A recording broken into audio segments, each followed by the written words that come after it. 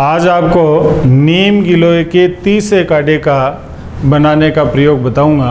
इससे पहले मैंने आपको 2 काढ़े बना करके बताए हैं। एक बिल्कुल सामान्य काढ़ा जिसकी सांद्रता बहुत कम है। दूसरा मैंने आपको कल बताया था थोड़ा सा सांद्र काढ़ा। आज मैं जो आपको काढ़ा बना करके बता रहा हूँ इसकी सांद्रता उससे भी ज़्यादा है और ये अन्य बीमारियों के अंदर फ़ायदेमंद साबित होगा। इस काढ़े को कैसे बनाया जाता है आप देखिए। आपको ये बोर्ड के ऊपर एक स्क्रीन चलती हुई नज़र आ रही है, दिखाई दे रही होगी आपको। इस स्क्रीन के अंदर इस चित्र के अंदर आप देखिए कांच का गिलास है। इस कांच के गिलास के अंदर गाढ़े रंग का विलयन आपको भरा हुआ दिखाई दे रहा है। यही गाढ़े रंग का जो विलयन है ये कहलाता है नीम गिलोय का काढ़ा। नीम गिलोय का काढ़ा। अब आप ये देखिए इसके अंदर जो नीम गिलोय का काढ़ा भरा हुआ है, इस काढ़े को हम बनाएं कैसे? बनाने की जो विधा है वो बिल्कुल सरल है और आप अपने घर के अंदर जो उपलब्ध चीज़ें हैं उन चीज़ों का इस्तेमाल करके इस काढ़े को आसानी से तैयार कर सकते हैं। कोई नई आपको इसके अंदर विधा का प्रयोग करना या नई सामग्री का लेना कोई ज़रूरी नहीं है। सारी की सारी ऐसी सामग्रियाँ हैं जो हमारे आसपास के वातावरण के अंदर व्याप्त हैं और घर के अंदर सुलभता से मिल जाने वाली सामग्रियाँ हैं। इसलिए इस सामग्रियों का प्रयोग करते हुए अपन इस नीम गिलोय के सांद्र काढ़े को बनाएंगे। मैं इस सांद्र काढ़े को यहाँ पर काढ़ा नंबर 3 दूंगा क्योंकि मैंने आपको 2 काढ़े पहले बता दिए हैं, इसलिए ये जो काढ़ा होगा ये काढ़ा नंबर 3 है। इस 3 नंबर वाले काढ़े को आप देखिए कैसे बनाते हैं। तो इसको बनाने के लिए बिल्कुल साधारण विधि है। इस साधारण विधि को आप इस स्लाइड के माध्यम से देखिए कि किस प्रकार से हम किन किन चीज़ों का इस्तेमाल करते हैं और किन किन चीज़ों की सहायता से हम इस नीम गिलोय के इस काढ़े को तैयार करते हैं। इस नीम गिलोय के काढ़े को अगर आप इस कांच के गिलास को पकड़ करके देखेंगे तो आपको थोड़ा सा गुनगुना नज़र आएगा। गुनगुना काढ़ा पीने के लिए बहुत ही बढ़िया होता है और ठंडा काढ़ा थोड़ा सा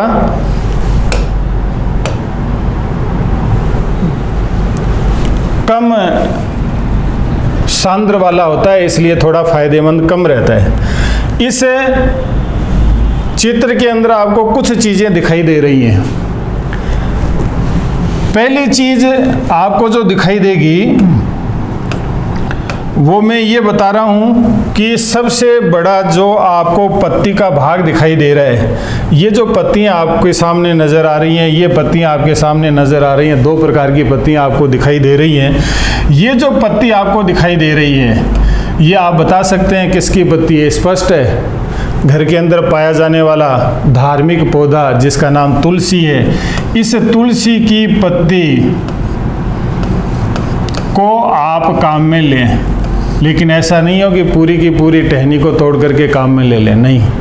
5-7 तुलसी के पत्ते को काम में लेना है पहली चीज़, क्योंकि ये स्वयं औषधीय पादप है और बहुत बड़ा औषधीय गुण इनके अंदर पाया जाता है। इसलिए प्रत्येक घर जो हिंदू का है उसके अंदर तुलसी के पौधे की पूजा की जाती है, धार्मिक प्रवृत्ति से भी। दूसरा जो इसका भाग है वो दूसरी पत्ती है। ये पत्ती भी आपकी देखी हुई है, ये नीम की पत्ती है। इसको सांद्र बनाना इसलिए हम नीम की पत्ती का प्रयोग यहाँ पर करते हैं। ये नीम है, नीम की पत्ती है, नीम की पत्तियाँ। इन नीम की पत्तियों को आप ज़्यादा काम में न लें, क्योंकि ज़्यादा काम में लेंगे सांद्र अधिक हो जाएगा। अधिक सांद्र वाला विलयन, अधिक सांद्र वाला काढ़ा अगर हम लेते हैं अपने प्रयोग के अंदर, उपयोग के अंदर पीने के लिए, तो सबसे ज़्यादा गर्म काढ़ा है वो हमारे शरीर को गर्म देगा, अर्थात इसकी तासीर गर्म होती है। गर्म होने के कारण से इन पत्तियों की संख्या को आप कम कर लें। पत्तियों की संख्या सामान्यतया जो रखते हैं अपन 3 से लेकर के 5 या 6 तक, इससे ज़्यादा नहीं। 3 ले लें, 4 ले लें, 5 ले लें। ये काढ़े की सांद्रता के ऊपर निर्भर करता है कि काढ़ा आपको सांद्र कितना चाहिए। ये जो काले काले रंग की गोल गोल चीज़ आपको दिखाई दे रही है, ये भी रसोई घर का एक सामान्य साधन है जिसको अपन काली मिर्च कहते हैं। ये काली मिर्च है। काली मिर्च की संख्या भी आपको ज़्यादा नहीं लेनी है, 7-8 काली मिर्च आपको लेनी है। नीचे जो आपको दिखाई दे रही है ये विशिष्ट प्रकार की आकृति, ये भी रसोई घर का बहुत अच्छा साधन है माना जाता है। और ये दांत जब थोड़े थोड़े से कठोर होते हैं अर्थात दर्द करने लायक होते हैं या दर्द करते हैं, उस समय दांतों के नीचे इनको रख करके थोड़ा सा हल्का सा चबाया जाता है, दांत का जो रोग है वो ठीक होता है। ये कहलाती है लौंग। ये जो लौंग है इसकी संख्या भी 5 या 6 ले लें। आपके पास में इस ट्रे के अंदर पड़ी हुई 4 चीज़ स्पष्ट रूप से दिखाई दे रही है। 4 चीज़, 5वीं मैंने लिखी नहीं है अभी। 4 चीज़ जिसमें 2 समान आकृतियों की है, ये पत्तियाँ जो तुलसी और नीम की है। 2 समान आकृतियों की है जो काले रंग की है, इसलिए ये गोल है काली मिर्च, और ये थोड़ा सा आगे से उभरा हुआ भाग, पीछे से बिल्कुल लंबा डंठल के आकार का ये लौंग है। ये आप सबकी देखी हुई है। ये दोनों का कलर समान है, इसलिए मैंने आपको 4 चीज़ें पहले बता दी। अब लीजिए अगली एक चीज़ इसके अंदर, ये जो मैं इंगित कर रहा हूँ ये चीज़, ये भी घर का एक रसोई का अच्छा साधन है और चाय के अंदर नित्य प्रति इसका उपयोग किया जाता है। ये कहलाती है अदरक।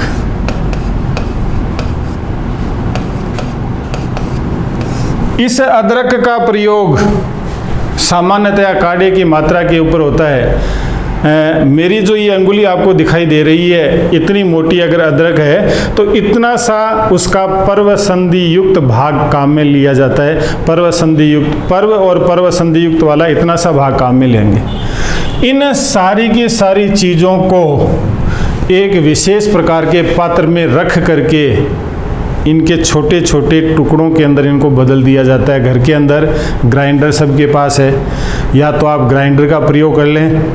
ग्राइंडर मान लीजिए नहीं है, औंखली और मूसल नाम की एक विशेष सामग्री होती है प्रत्येक घर के अंदर, उसको काम में ले लें। उसमें डाल करके खट खट करके कूट लें, कूट करके इसका पाउडर जैसी रचना में इसको रूपांतरित कर दें, बना लें। यहाँ पर मैं आपको आगे चलिए और आगे चल करके इसको देखिए।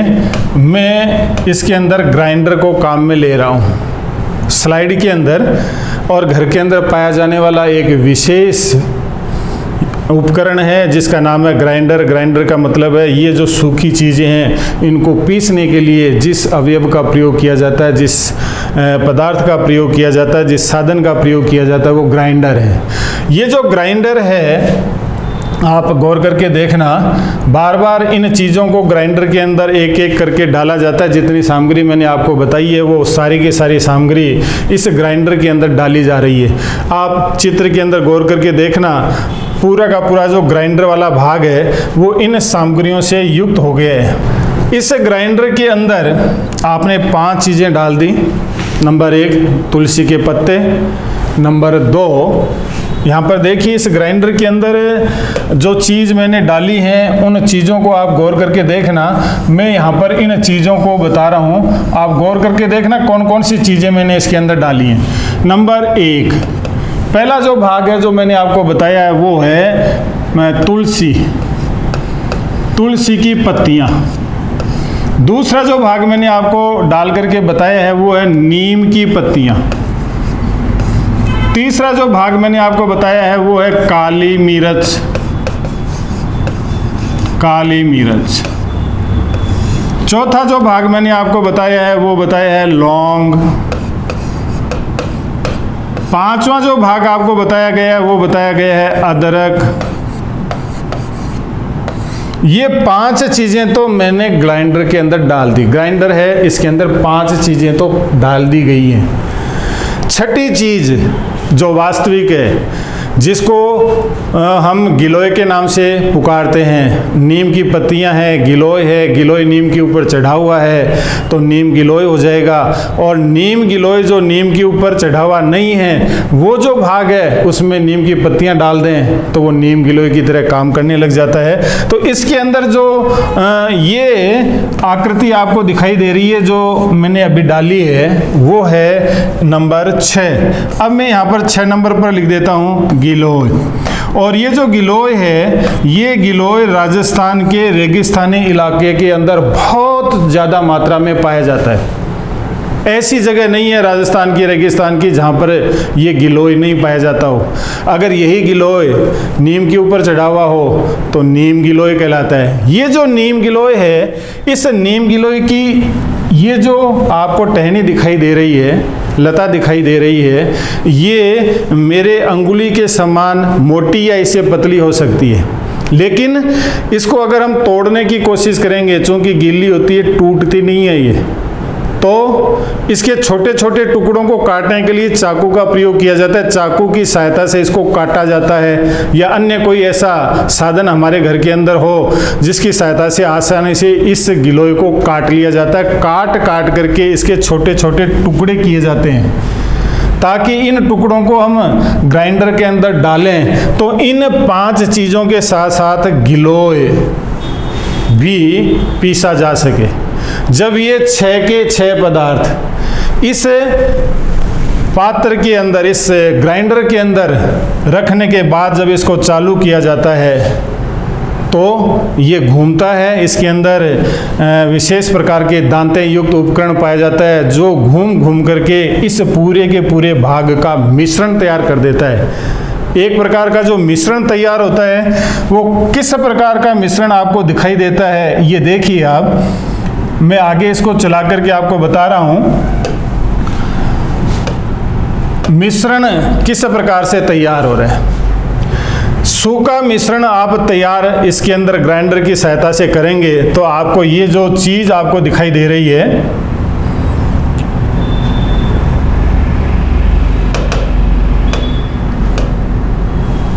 ये जो सूखी चीज आपको दिखाई दे रही है, ये उन 6 के 6 भागों का मिश्रण है। कौन से 6 भाग जो आपने ग्राइंडर के अंदर डाले हैं? ये 6 भागों का मिश्रण इसके अंदर तैयार हो गया। जब ये 6 भागों का मिश्रण इसमें तैयार हो जाता है तो फिर या तो इसके अंदर ही अथवा इस पूरे के पूरे मिश्रण को बाहर किसी दूसरे पात्र में डाल करके उसके अंदर 7वां मिश्रण और मिला दिया जाता है। और 7वां जो मिश्रण मिलाया जाता है वो होता है पानी। शुद्ध पानी लेना है अपने को। इस पानी की मात्रा इस मिश्रण के ऊपर निर्भर करती है। अगर इस मिश्रण की मात्रा ज़्यादा है तो पानी की मात्रा इसको देखते हुए थोड़ी ज़्यादा ले लें। सामान्यतया काढ़ा तैयार करने के लिए पानी या तो 2 छोटे गिलास, और अगर बड़ा गिलास है तो 1 बड़ा गिलास आप ले लें। पूरा भर लें, पूरा भर करके पानी इसके अंदर डाल दें, इसको मथ लें और मथने के बाद इस पूरे के पूरे पानी युक्त मिश्रण को एक अन्य पात्र के अंदर डाल करके उसको उबालिए। इतना उबालिए कि ये जो 2 गिलास पानी है ये उबल उबल करके वाष्प बन करके उड़ जाए और इसके अंदर केवल 1/4 भाग ही पानी का बचे। ये सांद्र विलयन तैयार हो गया। और यही सांद्र विलयन आपका नीम गिलोय है। ये नीम गिलोय कैसे है इसको आप आगे देखिए, कैसे ये काढ़ा तैयार हो जाता है और किस प्रकार से इसका हम उपयोग करें, प्रयोग में लें। तो आप देखिए ये पूरा का पूरा एक पात्र के अंदर रखा गया है। ये पात्र ओवन के अंदर गैस के ऊपर अथवा गैस जैसे अन्य उपकरण के ऊपर रख करके इसको उबालिए।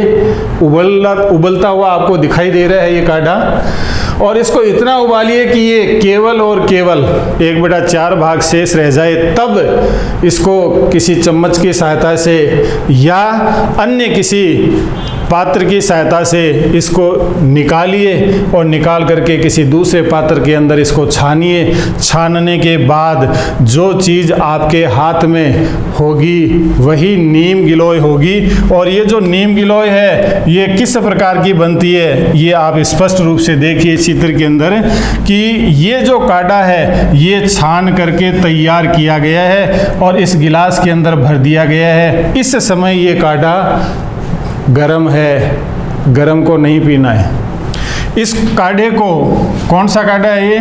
नीम गिलोय। ये जो नीम गिलोय का काढ़ा है इसको गरम क्यों नहीं पिए? इसलिए कि अगर ज़्यादा गरम इसको पिएंगे चाय की तरह तो हमारे शरीर के अंदर पाई जाने वाली विशेष प्रकार की बीमारियां तो ठीक होगी, लेकिन ये सांद्र होने के साथ साथ हमारे शरीर में बहुत ज़्यादा गर्मी पैदा कर देगा। तो अन्य आवश्यक जो बीमारियां हैं वो भी इसके द्वारा होने की संभावना रहती है। इसलिए इस काढ़े को धीरे धीरे हल्का हल्का ठंडा होने दें। गुनगुना अगर ये हो जाए तो इस गुनगुने को आप पीने के लिए काम में ले लें, लेकिन पूरा का पूरा गिलास नहीं। इसकी मात्रा पीने के लिए जो निर्धारित की गई है सामान्य व्यक्ति के लिए वो लगभग 20 से लेकर के 30 ml मात्रा तक दी जानी चाहिए। अगर इस काढ़े का इतनी मात्रा के अंदर सेवन हम नित्य प्रति करें तो हमारे शरीर की इम्यूनिटी पावर को तो बढ़ावा देता ही देता है। इसके अलावा ये रक्त शोधक है, और जब रक्त शोधक का ये कार्य करता है तो निश्चित है हमारे शरीर के अंदर पाई जाने वाली डायबिटीज या मधुमेह जैसी महाबीमारी स्वतः ही दूर होने लग जाती है। अगर इसका निरंतर हम प्रयोग करते रहें तो पेट की कब्ज, बुखार, जुखाम, सर्दी, अन्य बीमारियां सारी की सारी इस काढ़े के सेवन से ठीक होती रहेगी। इसके अलावा आजकल जो संसार के अंदर एक महामारी के रूप में कोरोना व्याप्त है, ये कोरोना समूल तो नष्ट नहीं हो सकता, लेकिन इस कोरोना के जो वायरस हैं वो काफ़ी हद तक देखा गया है, प्रयोग करके परखा गया है कि इस नीम गिलोय के सेवन से वो वायरस धीरे धीरे निष्क्रिय हो जाते हैं, और निष्क्रिय होना अपने आप में एक बीमारी से मुक्ति होने की ओर अग्रसर होता है। लेकिन पूर्णतया प्रयोगों के आधार पर इसको कसौटी के ऊपर खरा उतरे ऐसा अभी तक नहीं हुआ है, लेकिन फिर भी काफ़ी हद तक इसका प्रयोग है वो इस काढ़े के रूप में कोरोना को ठीक करने के लिए भी काम में लिया जाता है। इसके अलावा ये जो काढ़ा है, इस काढ़े का दूसरा प्रयोग आपको बता रहे हैं अर्थ लाभ के अंदर। निर्धन परिवार के लोग या असहाय लोग इन काढ़ों को छोटी छोटी स्टालें लगा करके 1 गिलास या आधा गिलास बेचने के लिए काम में लेते हैं, जिसकी कीमत बाज़ार के अंदर 10 रुपये और 20 रुपये रखी जाती है। जो लोग इस काढ़े को खरीद करके अपने घर के अंदर नहीं बना सकते हैं, खरीद करके काम में लेते हैं, तो निश्चित रूप से उस निर्धन को तो आय होगी और जन समुदाय को भी फायदा होगा। इस प्रकार से ये जो नीम गिलोय है ये बहुत ही कारगर है, इसका नित्य प्रति सेवन कीजिए, इसीलिए इसको अमृता कहा गया है। ये अमृता है, अमृता इसलिए कहते हैं नित्य प्रति इसका सेवन करें तो कोई बीमारी हमारे शरीर के अंदर वत, कफ और वायु जो बीमारियां सामान्य होती है इनका संतुलन सही रहता है, असंतुलित नहीं होती। इसलिए इसका प्रयोग ज़्यादा से ज़्यादा करने की मैं सलाह देता हूँ।